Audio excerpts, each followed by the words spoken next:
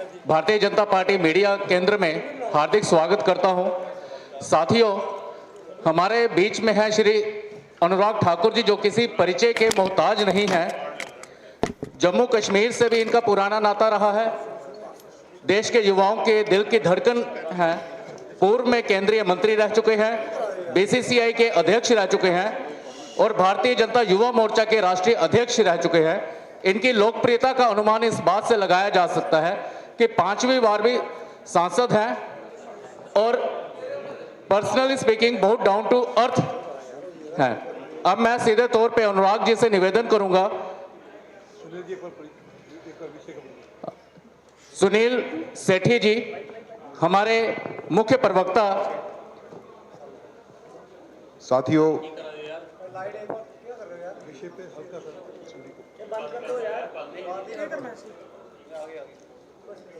पिछले कुछ दिनों में जम्मू कश्मीर की राजनीति में जो गहमा गहमी चल रही है, भारतीय जनता पार्टी ने मैनिफेस्टो अपना रिलीज किया। आदरणीय गृह मंत्री जी जम्मू में खुद आए थे और उस मैनिफेस्टो में भारतीय जनता पार्टी ने विस्तृत तौर के ऊपर एक आपको सभी विषयों के ऊपर अपनी राय बता दी कि हम जम्मू कश्मीर को फ्यूचर में कैसे देखते हैं, कि हमने जम्मू कश्मीर के लिए क्या काम किए और हमारी गवर्नमेंट बनने के बाद हम जम्मू कश्मीर के लिए किस विजन के साथ जो है वो जनता में जाएंगे। उसी कड़ी को आगे बढ़ाते हुए और खासकर जो आर्टिकल 370 और 35A को हमने ध्वस्त किया, उसके बाद के जो हालात बने और जिस तरह से शांति की स्थापना जम्मू कश्मीर में व्यापक तौर के ऊपर हुई, इसके ऊपर चर्चा करने के लिए, अपना व्यक्तित्व रखने के लिए मैं रिक्वेस्ट करूंगा आदरणीय भाई अनुराग ठाकुर जी को कि आप मीडिया को एड्रेस करें।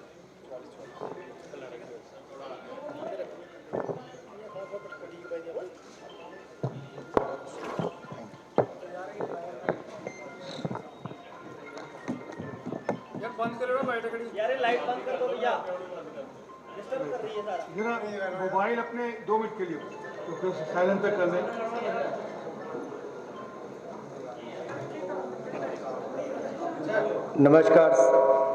नमस्कार साथियों।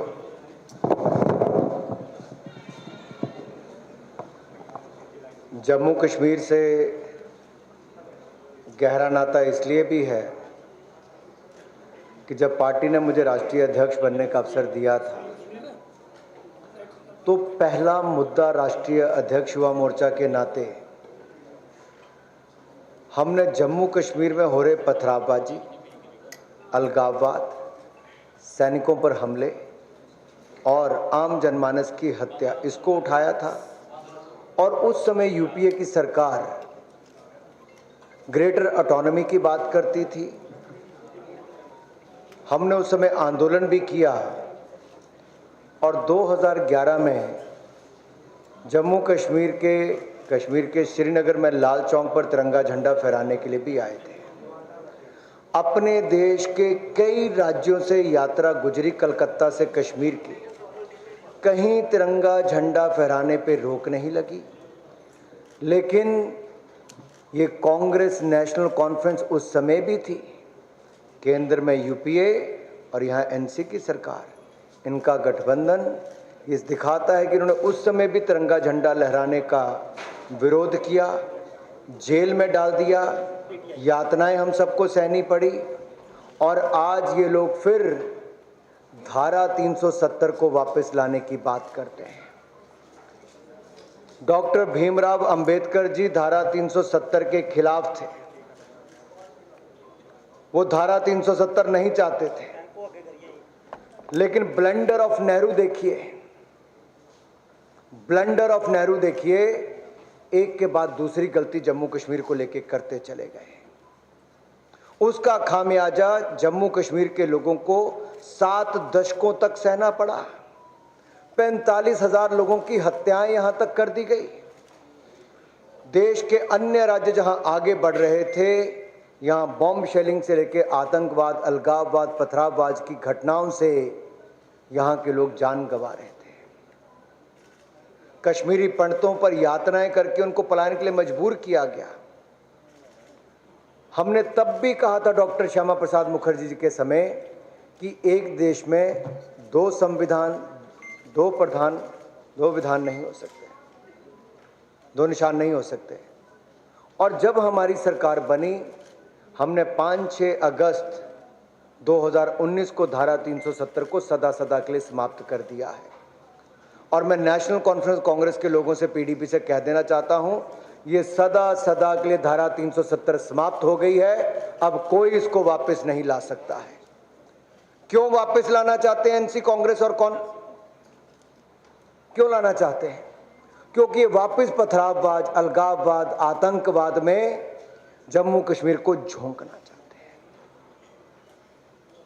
ये चाहते हैं पीएसए को हटाकर नशे बेचने वाले छूट जाएं, आतंकवाद, उपद्रव फैलाने वाले छूट जाएं, पथरावबाजी करने वाले छूट जाएं। अरे ये तो यहां तक पहुंच गए कि जिसने संसद पे हमला किया था, अफजल गुरु, ये उसको छुड़वाने की उनकी बात करते हैं। इस देश में कोई उनके ऐसे गुनाह को माफ नहीं कर सकता। सुप्रीम कोर्ट ने भी माफ नहीं किया था। वोट बैंक की राजनीति में इतना गिर जाएंगे, राहुल गांधी जी विदेश में जाके भारत का अपमान करेंगे और अब्दुल्ला परिवार जम्मू कश्मीर में बैठकर वापस आतंकवादी समर्थक वाले लोगों को दिशा में बात करेंगे। पहली बात मैं कहना चाहता हूं कि धारा 370 सदा के लिए चले गई। उसके जाने के बाद चहुमुखी विकास जम्मू कश्मीर ने देखा है। IIT, IIM, 2 AIIMS, medical colleges, 7-15 nursing college से लेकर ना जाने हजारों किलोमीटर की सड़कें बना दी, खेल के स्टेडियम्स बना दिए, नई ऊंचाइयों पे पहुंचाया। 25,000 करोड़ का निवेश तो केंद्र का, 78,000 करोड़ का और पाइपलाइन में है। यही नहीं, रिकॉर्ड पर्यटक आज तक के यहाँ पर पिछले वर्ष आए, आगे और बढ़ने वाले हैं। मैं तो ये कहूँगा कांग्रेस और नेशनल कॉन्फ्रेंस मिलकर साजिश का पुलाव पका रहे हैं और ये साजिश इनकी ऐसी है कि वापस इसको पथराववाद, अलगाववाद, आतंकवाद में झोंक दिया जाए। और राहुल गांधी जी, आपको तो राष्ट्र का स्वाभिमान और राष्ट्रीय ध्वज का सम्मान ये आपके शासनकाल में तो था ही नहीं, न एनसी के न कांग्रेस के समय। हमने जम्मू कश्मीर को आतंकवाद से उबारा है और हम ही इसको संवारेंगे भी। डबल इंजन की सरकार जब बनेगी, केंद्र में भाजपा है, प्रदेश में भाजपा की सरकार बनेगी, तो जम्मू कश्मीर का चहुमुखी विकास होगा। जम्मू कश्मीर से आतंकवाद का अध्याय समाप्त करने के लिए हमने लगातार प्रयास किए हैं। 70%, 70% कमी आई है आतंकवादी हमलों में। और ये देखिए, केवल जम्मू कश्मीर नहीं, नॉर्थ ईस्ट में भी 75% के लगभग है। और माननीय गृह मंत्री जी ने कहा 2026 तक तो हम देश भर में से नक्सलवाद को खत्म करेंगे, नक्सलवादी इलाकों से। ये है एक संकल्प लेके चलने वाली सरकार। दूसरी तरफ कौन है? वो राजनीतिक दल जो धर्म जाति के आधार पर देश को बांटना चाहते हैं। जम्मू कश्मीर में भाजपा का मतलब राहत, नेशनल कॉन्फ्रेंस और कांग्रेस का मतलब आफत है। ये दोनों आफत वाली पार्टियां हैं। और मैं एक बात आपसे और कहूं, हम राहत कैसे देने वाले हैं ये हमारा संकल्प पत्र बताता है, जो 25 हमने उसमें संकल्प लिए हैं। धारा 370 हमने हटा दिया, सदा के लिए हटा रहेगा। महिलाओं को 18,000 रुपये प्रतिवर्ष भारतीय जनता पार्टी की सरकार देगी। 3,000 रुपया हमारे बुजुर्गों को पेंशन मिलेगी। नौजवानों को हम कोचिंग के लिए छात्रों को 10,000 रुपया देंगे, छात्रों को फ्री लैपटॉप देंगे, छात्रों को 3,000 रुपया हम लोग यात्रा का खर्च देंगे और 5 लाख नौकरियां का प्रावधान सरकारी गैर सरकारी दोनों में हम लोग करके देंगे। आईटी हब हम जम्मू में खोलेंगे ताकि यहां पर भी रोजगार के अवसर उनके लिए हो सके। देखिए, धारा 370 तब हटी जब केंद्र में भाजपा आई। केंद्र में भाजपा आई तो आयुष्मान भारत भी आया, उसका लाभ जम्मू कश्मीर के लोगों को मिला। 5 लाख का इलाज मुफ्त में मिलता था, अब 7 लाख का इलाज मुफ्त में देंगे। अब केंद्र की सरकार हमारी आई तो हमने पीएम किसान सम्मान निधि 6,000 रुपया पीएम किसान में मिलता है। अब 10,000 रुपया पीएम किसान में जो मिलता है 6,000 प्लस 4,000 हमारे राज्य में आके 10,000 रुपये हम किसानों को देंगे। ये हम लोग दे रहे हैं। जितने रिकॉर्ड अगर प्रधानमंत्री आवास योजना में 10 वर्षों में बने, कभी 10 वर्षों में नहीं बन पाए जी। कांग्रेस के 60 साल में मिला के नहीं उतने बने होंगे। ये है विकास, जैसे हम आगे बढ़ा रहे हैं। गरीबों के लिए हमने कहा है 5 मरला फ्री, हम उनको प्लॉट भी देंगे, ज़मीन देंगे। और यही नहीं, अगर देखिए सफाई कर्मचारी के रूप में सफाई करने के लिए वाल्मीकि समुदाय को लेकर तो आए थे, उनको अधिकार नहीं दिए। उनके बच्चे पढ़ लिख जाते, डॉक्टर बनते, आईएएस बनते, सरकारी नौकरी में ऊंचे पदों पे आते, नहीं चाहती थी कांग्रेस। हम वो प्रावधान करके दे रहे हैं। गुज्जर बकरवाल को इन्होंने कुछ नहीं दिया। हमने 9 सीटें इस विधानसभा में, 9 ही है ना सीटें, 9 सीटें पहली बार हमने करके दी। जो आज़ादी के बाद यहाँ पर आए, पाक ऑक्युपाइड कश्मीर से आए, बाकी जगह उनके हक नहीं मिल पाए थे इतने वर्षों में, हमने दिए, हमारी सरकार ने दिए हैं। ये सब छीनना चाहते हैं धारा 370 हटाने के बाद। ये चाहते हैं कि उनका रिजर्वेशन भी छिन जाए, उनको जो मान्यता मिली वो भी छिन जाए, उनका वोटिंग का अधिकार भी छिन जाए, गुज्जर बकरवाल की जो 9 सीटें वो भी चली जाए। ये लोग सब जो अपने 75 साल में नहीं कर पाए, अब ये छीनने की मंशा के साथ नेशनल कॉन्फ्रेंस और कांग्रेस पार्टी लगी हुई है। इनका एजेंडा केवल एक है, अफजल गुरु का गुणगान करो या फिर ऐसे काम करो जिससे बाकियों को पीड़ा हो। मुझे एक बात बताइए, क्या इनके पास जम्मू कश्मीर के विकास का कोई रोड मैप नहीं है?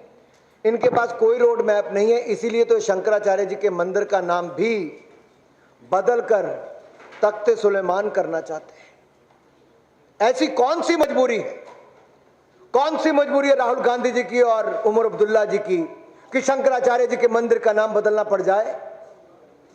क्या पीड़ा होती है उनको उनसे? राम मंदिर का विरोध भी करेंगे तो शंकराचार्य जी के मंदिर का विरोध भी करेंगे, तख्ते सुलेमान करने की बात करेंगे। यहां की जनता इसको स्वीकार करने वाली नहीं है। अरे और छोड़िए, हरि पर्वत का नाम भी बदलने की आप बात करते हैं, कोई मारन करने की बात करते हैं।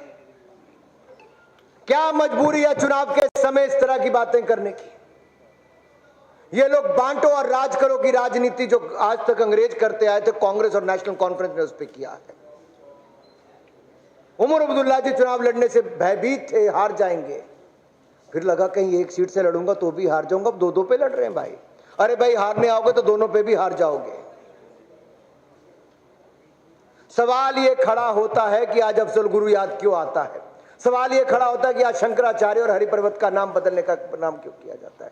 सवाल ये होता है कि आज हक वाल्मीकि के, गुज्जर बकरवाल के और हमारे जो पाक ऑक्युपाइड कश्मीर से आए हुए शरणार्थी हैं, उनके हक छीनने की बात क्यों होती है? बात यह है कि यहां के विकास पर अंकुश लगाने का और आफत खड़ी करने की बात ये लोग क्यों करते हैं? पीएसए हटाकर आफत खड़ी नहीं होगी क्या?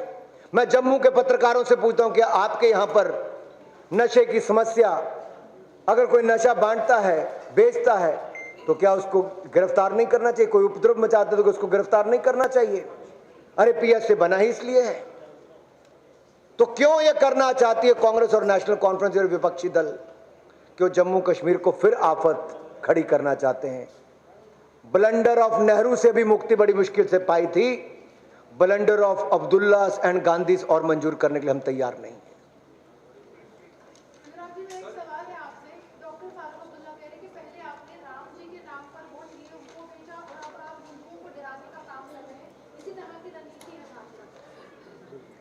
मैं एक बात बहुत स्पष्ट करना चाहता हूं, और मैंने अभी भी कहा, पीएसए हटाना, अफजल गुरु का नाम वापस लेना, डराने की बात ये करते हैं कि जो भाजपा के साथ जाएगा उनकी, क्या कहा गया, आपको तो बयान दिखाने की मुझे जरूरत नहीं है, ये बोलबानी मंजूर कैसे हो सकती है? कार्रवाई करनी चाहिए ऐसी पार्टी के ऊपर तो इलेक्शन कमीशन को। हिंदुओं की हत्या करने की बात करते हो, डराने धमकाने की बात करते हो। अरे भूलिए मत, ये भारत वो नहीं जो कांग्रेस ने 60 साल तक करके रखा था। आज ये भारत है जिसके कदम पूरी दुनिया में आगे बढ़ रहे हैं। दुनिया की फास्टेस्ट ग्रोइंग इकोनॉमी भी हम हैं और दुनिया की सबसे ज्यादा उम्मीदें भी आज भारत से ही हैं।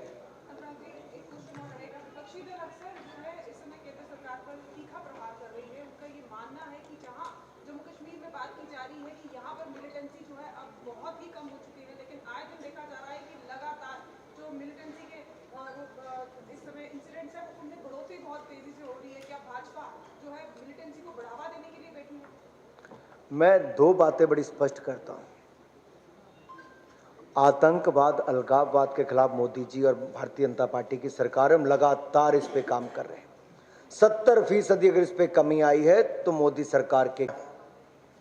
अगर एनकाउंटर्स की बात करूं तो 2018 में 199 थे, 2023 में 48 और 2011 में कम होकर 24।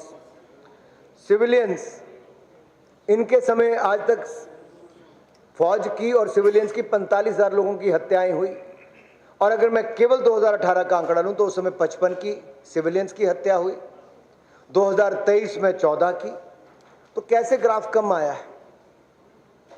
ये आंकड़े मेरे नहीं हैं, अनुराग ठाकुर के, ये भारत सरकार के डिपार्टमेंट्स के आंकड़े हैं। और शहीद भी अगर 2018 में 91 हुए थे तो आज मैं मात्र नहीं कह रहा, क्योंकि एक शहीद भी अपनी जान पर खेलकर न जाने कितने लोगों की जान बचाता है। लेकिन जब आंकड़े कम हो रहे तो मेरा बताना इसलिए जरूरी बनता है कि 90 से कम होकर, 91 से कम होकर वो इस साल 14 रहे।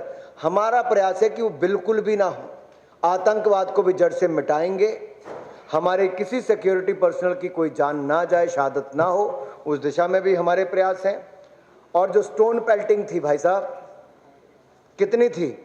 1328 मामले, 1328 मामले 2018 के, आज शून्य है, 0। ऑर्गेनाइज हड़ताल कितनी थी 2018 में? 52, आज शून्य है। कैसे बदलाव आया? धारा 370 हटने से बदलाव आया, और लोगों का विश्वास जो अटल बिहारी वाजपेयी में था उससे ज्यादा आज नरेंद्र मोदी जी में है। कश्मीरियत, जमहूरियत, इंसानियत की जब मैं बात करते हैं, ये लगातार इसको हमने बल दिया। डीडीसी के चुनाव हमने कराए, पंचायती राज के चुनाव हमने कराए, अब विधानसभा के चुनाव कराकर भी पूर्ण राज्य का दर्जा भारतीय जनता पार्टी ही देगी।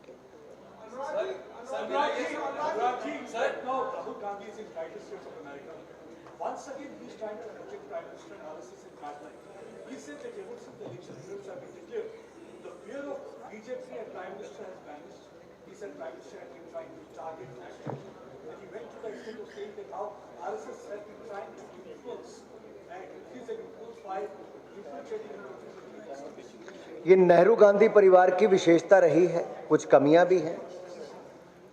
कश्मीर की समस्या को लेकर यूएन में जाना, ये ब्लंडर ऑफ नेहरू था। आज 3 बार लगातार चुनाव हारकर राहुल गांधी जी ब्लंडर पे ब्लंडर करते जा रहे हैं। वो विदेशी ताकतों से हाथ मांगते हैं, सहयोग मांगते हैं, भारत को बदनाम करने का काम करते हैं। काश इतना समय वो भारत की जनता के आगे कोई रोड मैप दिखाते कि कांग्रेस के पास क्या है। उनके पास कुछ नहीं है, खाली है। इसलिए वो केवल दुनिया में जाके भारत को बदनाम करने का काम करते हैं। लेकिन दुनिया समझ चुकी है कि जो बार बार यहाँ पिटते हैं, चुनाव हारते हैं, वो वहां जाकर केवल हाथ फैलाते हैं। चाहे चाइना हो, पाकिस्तान हो या यूएस में जाएं, कहीं जाएं, इनकी दाल कहीं कोई गलने वाली नहीं है।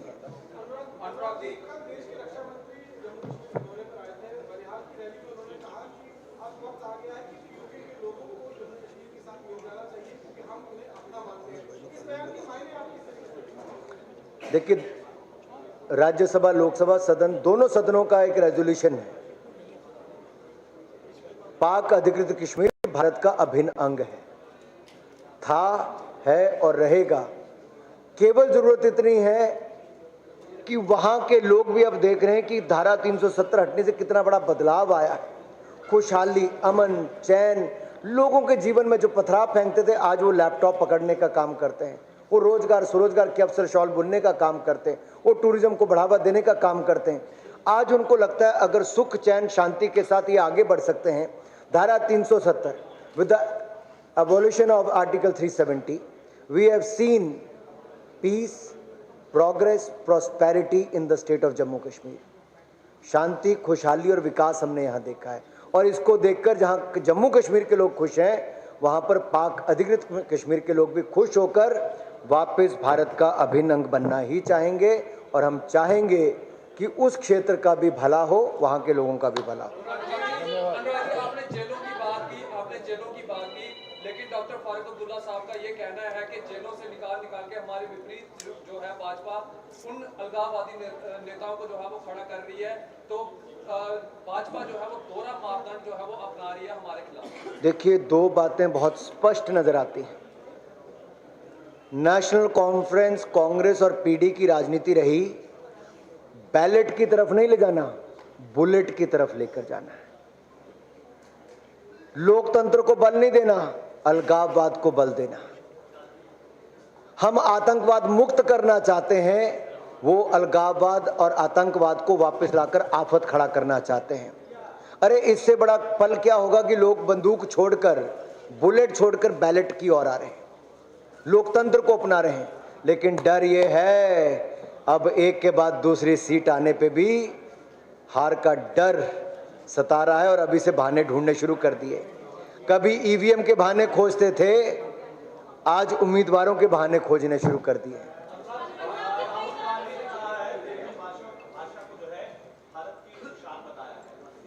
क्या किया है?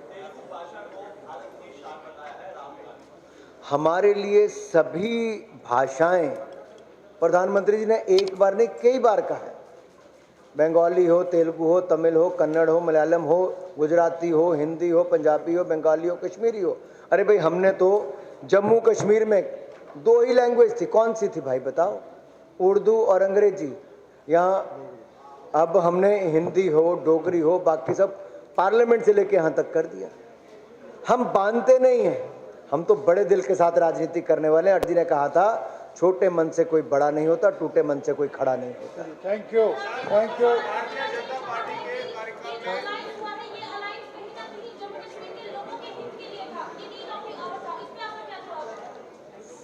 चलिए, धन्यवाद साहब सबका बहुत बहुत। Thank you.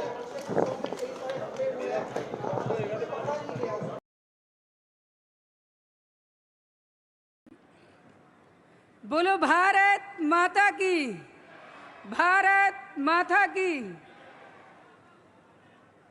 श्री कटरा स्वामी जागेश्वरी मैया महादेव घाट के राजा भगवान विष्णु देव रघुनाथ जी के सरकार और महावीर स्वामी जी के चरणों में मैं नमन करती हूँ।